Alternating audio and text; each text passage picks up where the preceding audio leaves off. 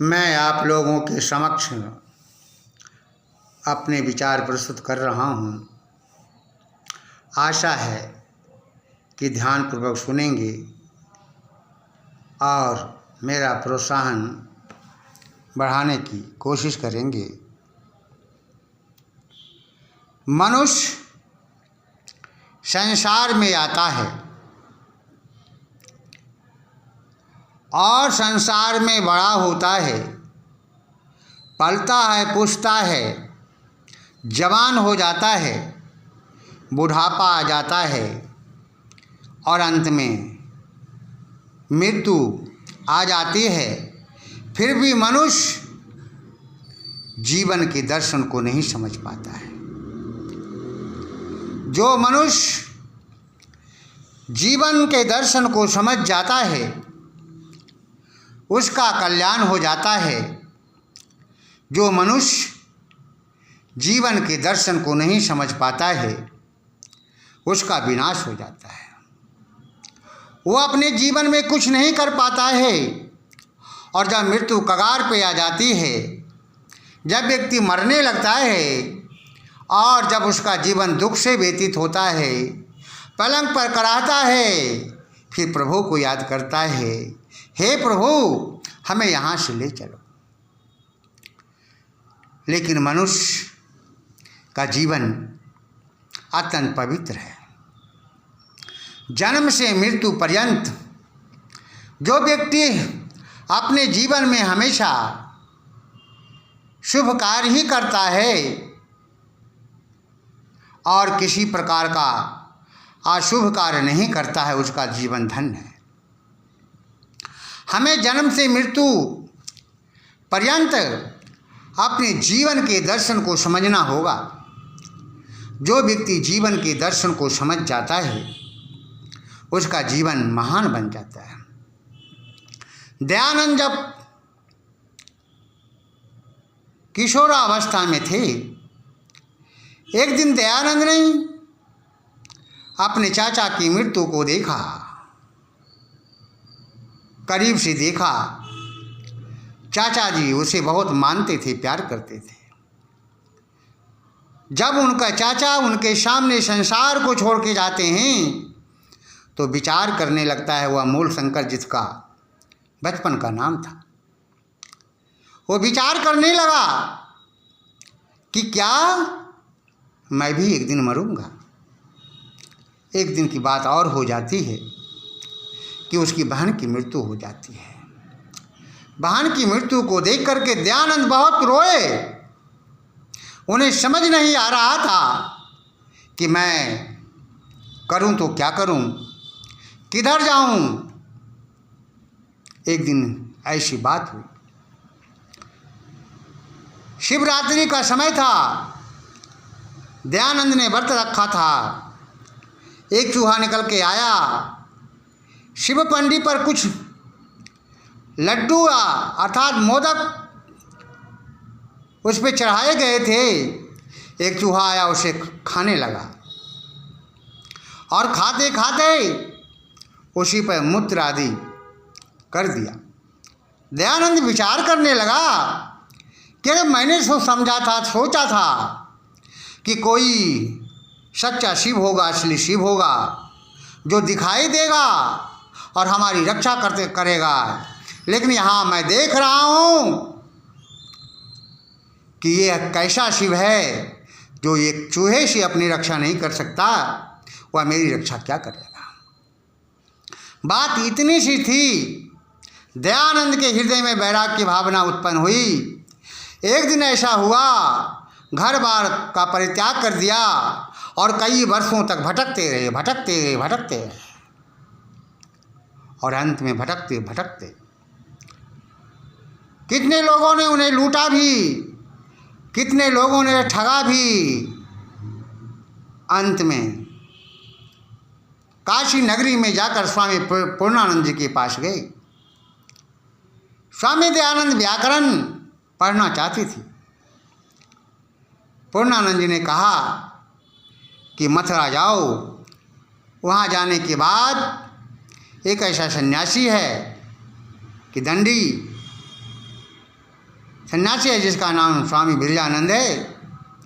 स्वामी पूर्णानंद के कहने पर वो दयानंद वहाँ चले जाते हैं। वहाँ जाने के बाद दरवाज़ा खटखटाते हैं दयानंद। अंदर से आवाज़ आती है, तुम कौन हो? दयानंद बोले, मैं वही जानने के लिए आया हूँ, मैं कौन हूँ। और दयानंद वहाँ पर रुक गए। कुछ वर्षों तक अध्ययन किया, व्याकरण के प्रकांड विद्वान हुए, वेदों का अध्ययन किया और अंत में स्वामी दयानंद सरस्वती अपने गुरु की बातों को मानकर वेदों के प्रचार में लगे हैं। स्वामी बिरजानंद ने दयानंद से कहा था, ओ दयानंद, मुझे गुरु दक्षिणा में लौंग नहीं चाहिए, मुझे तो तुम्हारा शरीर चाहिए। आज संसार में लोग जो है वेदों को भूलते जा रहे हैं। दुष्ट लोग जो है, पाखंडी लोग जो है, वो भोली भाली माताओं को ठग कर वेद विरुद्ध बातें बता रहे हैं। दयानंद ने अपना संपूर्ण जीवन लगा दिया। कहने का मेरा मतलब है, दयानंद बहन की मृत्यु को देखा, दयानंद ने चाचा की मृत्यु को देखा, दयानंद ने एक चूहे के द्वारा शिव पिंडी पर मोदकों को खाते हुए देखा। वहीं से उसका जीवन बदल गया और दयानंद ने कहा, ये यहाँ रहने से कोई फायदा नहीं। दयानंद ने जीवन के दर्शन को समझा था और वास्तव में जो जीवन के दर्शन को समझ जाता है वो व्यक्ति महान हो जाता है। मैं आप लोगों से भी यही बताना चाहूँगा कि जीवन के दर्शन को समझने का प्रयास करो। जीवन के दर्शन को समझने के लिए स्वामी बिरजानंद ने कहा था, वेदों के मार्गों पे चलकर पहले आत्मा को जानो। जो व्यक्ति आत्मा को जानता है वो परमात्मा को जानता है, और जो परमात्मा को जानता है वो मोक्ष के अधिकारी हो जाता है। ठीक इसी प्रकार से दयानंद के जीवन में था। तमाम से ऐसे दयानंद के जीवन में अनेक ऐसी घटनाएं आई, लेकिन दयानंद ने अपने रास्ते से विचलित नहीं हुए। गौतम बुद्ध का नाम कौन नहीं जानता है? गौतम बुद्ध का नाम कौन नहीं जानता है? सारी दुनिया जानती है। गौतम बुद्ध ने भी जीवन के दर्शन को समझा था। 30 वर्ष की अवस्था में घर का परित्याग कर देते हैं। एक दिन गौतम बुद्ध रथ पर बैठकर कहीं घूमने के लिए जा रहे थे। रास्ते में एक रोगी मिला, उसके पीछे कुछ लोग जा रहे थे। गौतम बुद्ध ने पूछा, सारथी ये बताओ, लोग इसके पीछे क्यों जा रहे हैं? सारथी ने कहा, एक व्यक्ति बीमार है, उसके पीछे चल रहे हैं। गौतम बुद्ध को समझ नहीं आया। वो विचार करने लगा, क्या मैं भी बीमार पड़ूंगा? फिर सारथी से पूछा, क्या मैं भी बीमार हूँगा? कहा जरूर। एक दिन उसने एक लाश को देखा।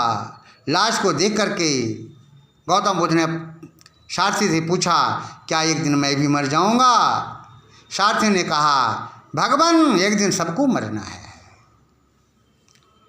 एक दिन उसने सन्यासी को देखा जिसके चेहरे पे मुस्कुराहट थी। पूछा, क्या इस व्यक्ति को मृत्यु का भय नहीं है? सारथी ने कहा, भगवान, ये सन्यासी है, और सन्यासी वही हो सकता है जो आत्मा को जान लेता है, आत्मा के दर्शन को समझता है। और जो व्यक्ति आत्मा के दर्शन को समझ जाता है वो परमात्मा के दर्शन को समझ जाता है, और जो परमात्मा के दर्शन को समझ जाता है अपने जीवन को महान बना लेता है। इसलिए भगवान, पहले अपने को समझने के लिए पहले आत्मा को समझना होगा, और वास्तव में यथार्थ ही है।